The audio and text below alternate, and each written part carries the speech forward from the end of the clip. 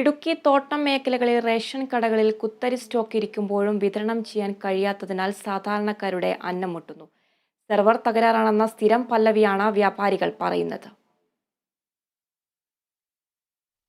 Server തകരാറിന്റെ പേരിൽ October മാസത്തെ ration വിഹിതം നവംബർ 3 വരെ കൊണ്ടാണ് വിതരണം ചെയ്തത്.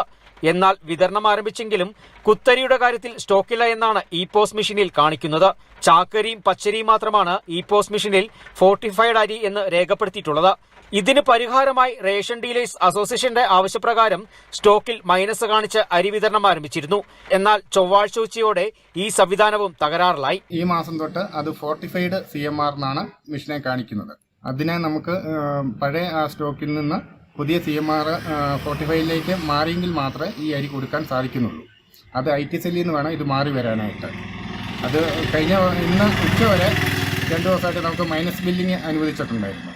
ഉച്ച തൊട്ട് ഇപ്പം ഉച്ച കഴിഞ്ഞ് വൈകുന്നേരം ആയപ്പോഴത്തേന് മൈനസ് ബില്ലിങ്ങും ഇല്ല, അരി അടിക്കാനേ പറ്റുന്നില്ല. അടിച്ചു കഴിയുമ്പോൾ സ്റ്റോക്ക് ഇല്ല എന്നാണ് പറയുന്നത്.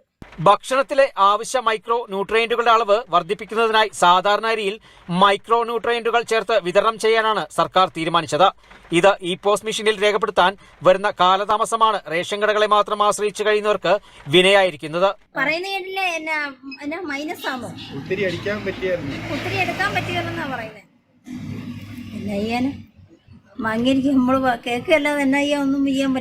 റേഷൻ വിതരണത്തിലും പുതിയ സാങ്കേതിക വിദ്യ ഉൾപ്പെടുത്തിയെങ്കിലും മിക്ക ദിവസങ്ങളിലും പാവങ്ങൾ പട്ടിണിയിലാണ് ജീവിതം തള്ളി നീക്കുന്നത്. കിലോമീറ്ററുകൾ താണ്ടി റേഷൻ കടയിലെത്തുന്നവർ വെറും കൈയോടെ മടങ്ങേണ്ട അവസ്ഥയാണ്. Kerala vision news, Idukki.